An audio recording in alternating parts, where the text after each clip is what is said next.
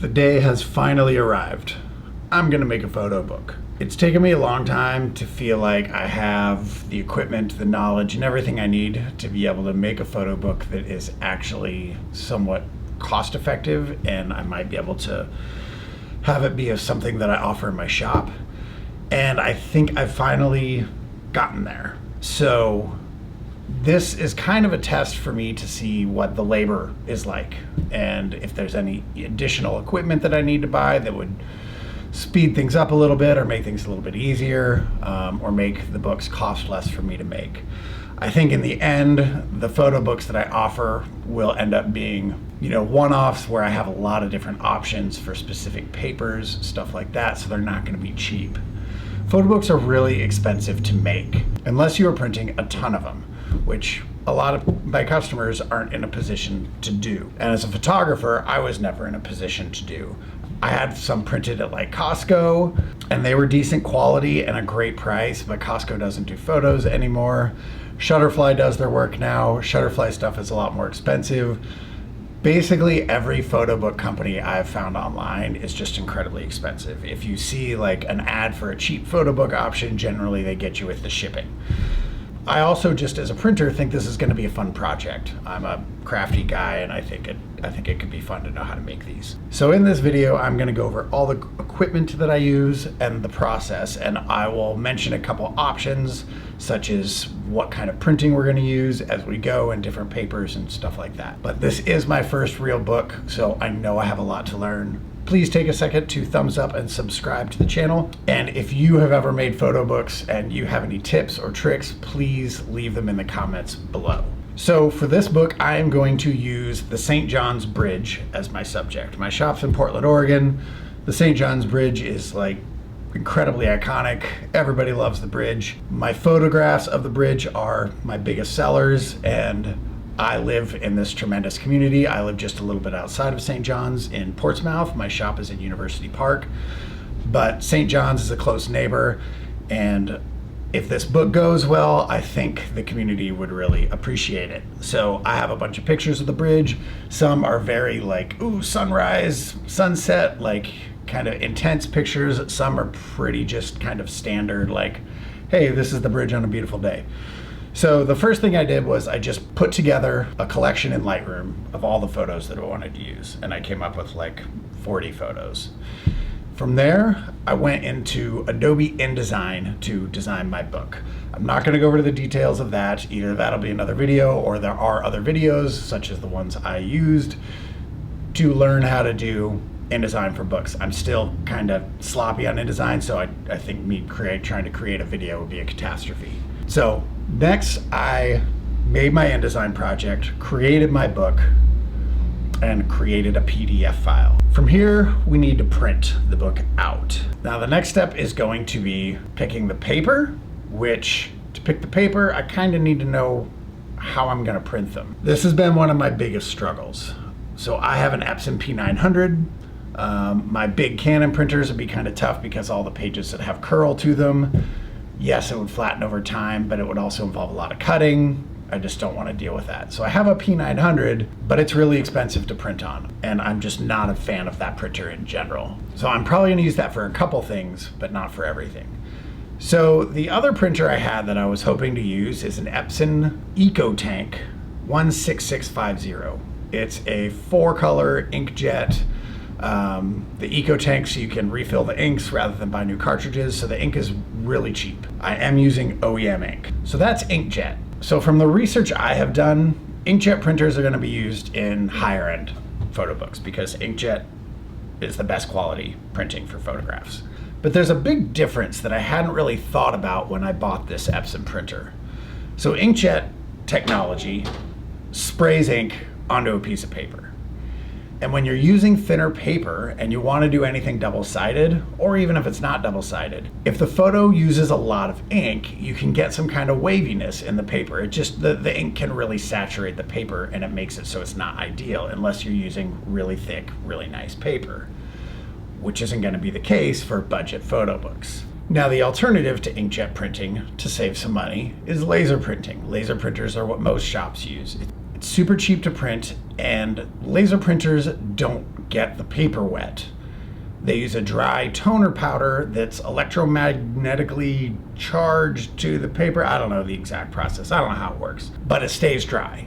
So you're able to print double-sided on much thinner paper, or single-sided on much thinner paper without having the same effects on the paper. So this should allow me to keep my paper costs way down. Now, I don't have a laser printer until today. My first laser printer will be here any minute. So once it is, I'm going to set it up. I'm going to do a test. We'll compare the inkjet next to the laser, and we'll see which one is going to make the most sense. All right, my laser printer is up and running. I got an HP. I really didn't want to get an HP. I'm not a big fan of any of my Epsons. I just wish I could run everything Canon. But HP's laser printers, for the budget I was at, allow the thickest stock, and I wanted to be able to print at least 80-pound cover weight paper. And a lot of them only go up to like 150, 175 GSM if they're these smaller printers. So I got an HP, I ran some prints. I like the color from my inkjets better, even my 4-color machines. I think the colors are more accurate, but on inexpensive paper, the contrast of the laser prints look a lot better. The paper that I want to use for this first book is just Hammermill 60-pound, inexpensive matte paper.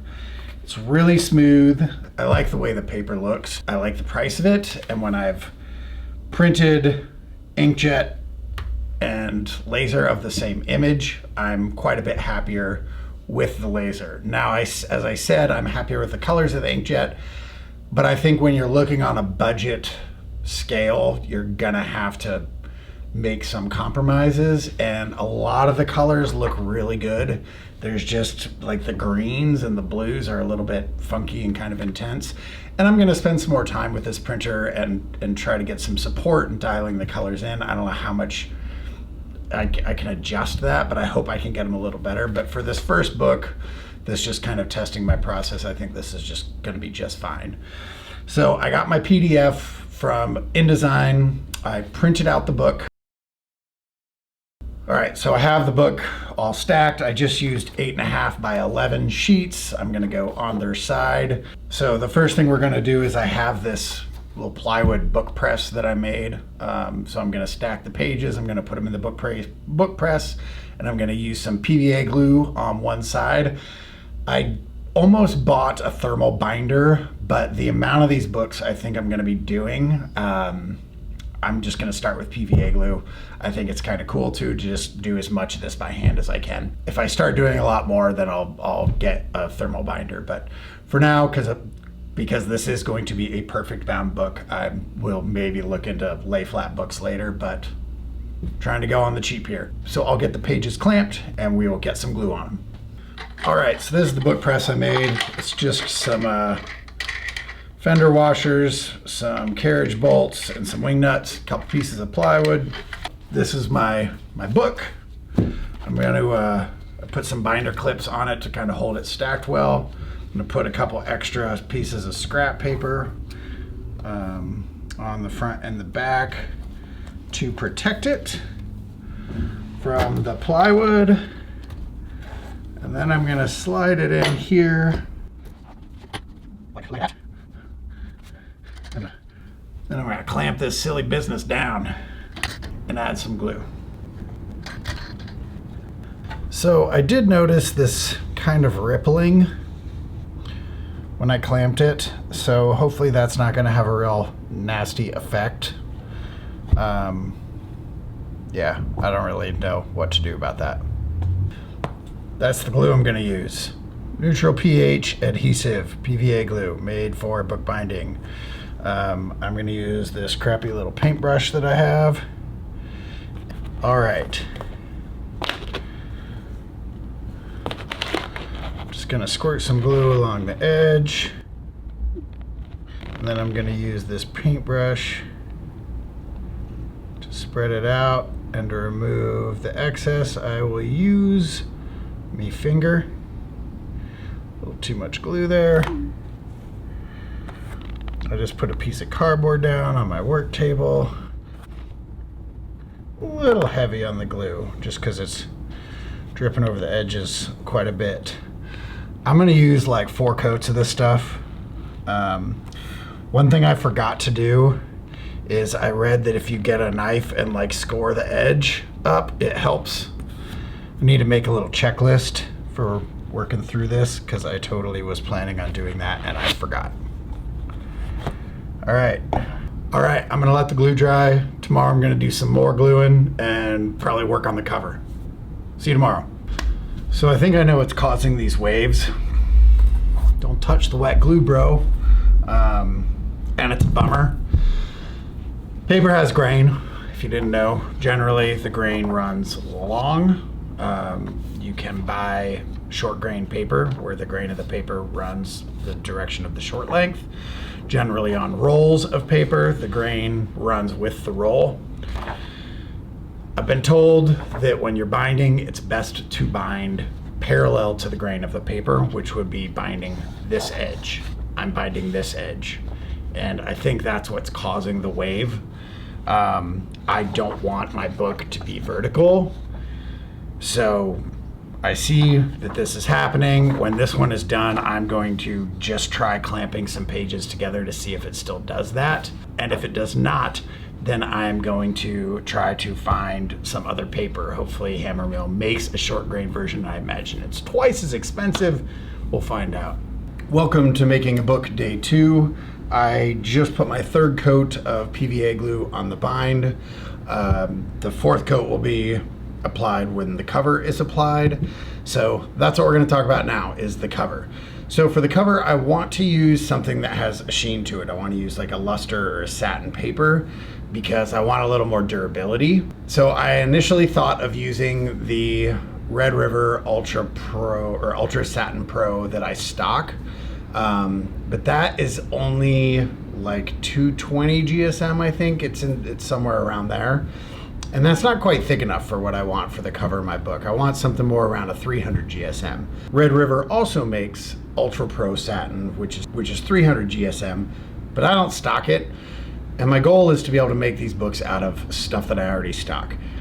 If I find that I need to add something else into the mix, by all means, I'll buy some of that paper and I'll give it a try. But what I thought of last night is using fine art paper for the cover.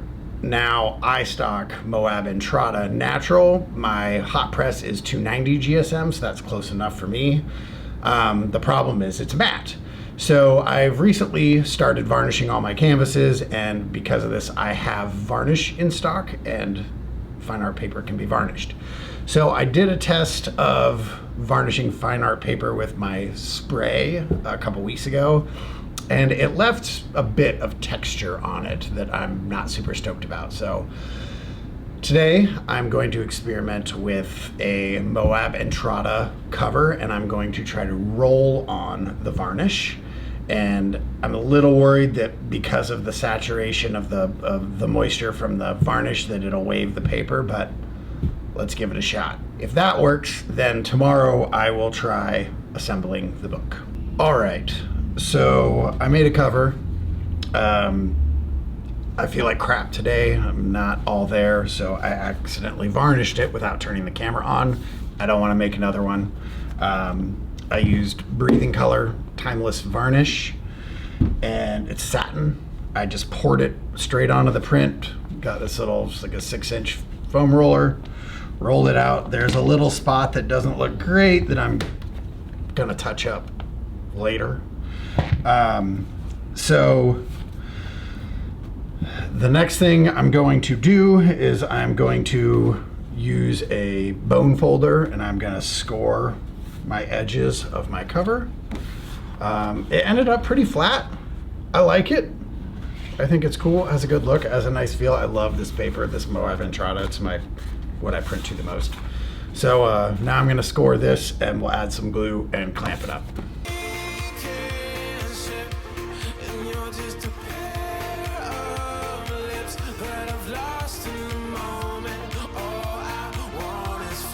All right, so I scored the cover. I would not do the second pass with the scoring. I spaced that this is paper and I scored it harder than I needed to.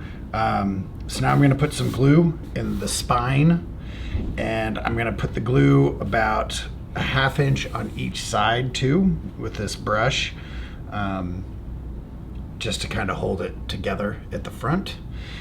And then I'm going to wrap it with some scraps, and I'm going to put some binder clips on it for that glue to dry.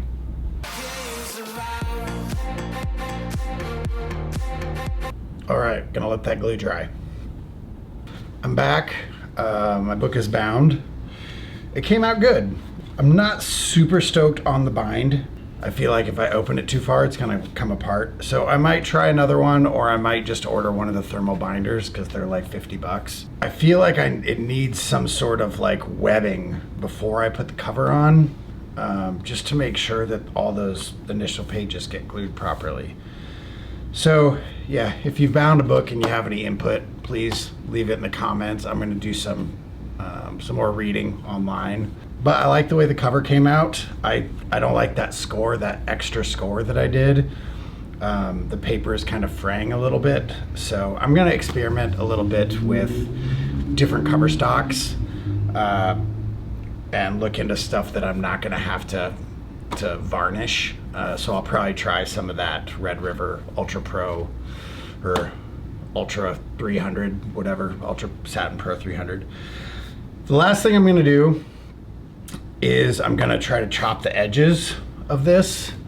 And I got this guillotine paper cutter on Amazon for like 150 bucks. Because of that wave in my paper bind, what I want to try to do is I've ordered a bunch of 11 by 17 sheets of paper.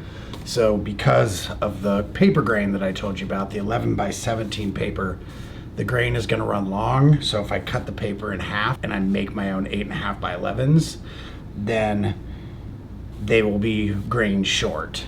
So if I make a book like this again, we should not have that wave. And just so we know, to make sure that that's what was actually causing that, let's do a quick test of some paper in my press going both directions. All right, so I wanted to check about the rippling edges. Full-size sheets don't fit in my press. So I just got 2 pieces of wood and I clamped the edge with the grain, and I'm still getting a bit of that rippling. So fortunately, it's not visible in my book, but I ordered this 11 by 17 paper that I'm gonna cut in half. It says to bind with the grain, so I'm gonna do it anyways. I ordered the paper, it was cheap, I have a cutter, I'm gonna do it. I will make another video. I will report back in the comments below when I have this figured out, so people watching this video will know if I have the problem again. I did this same method, clamping with 2 pieces of wood going against the grain, and I didn't have the problem. So I don't know if it's something funky with the way I clamped. I don't know. I'll follow up. Okay, now that we're back. All right, this did not come with any instructions, so I'll make a manual about how to use this for another video when I figure out how to actually use it properly. But I think I'm good. So set this like this. Gonna bring down the clamp.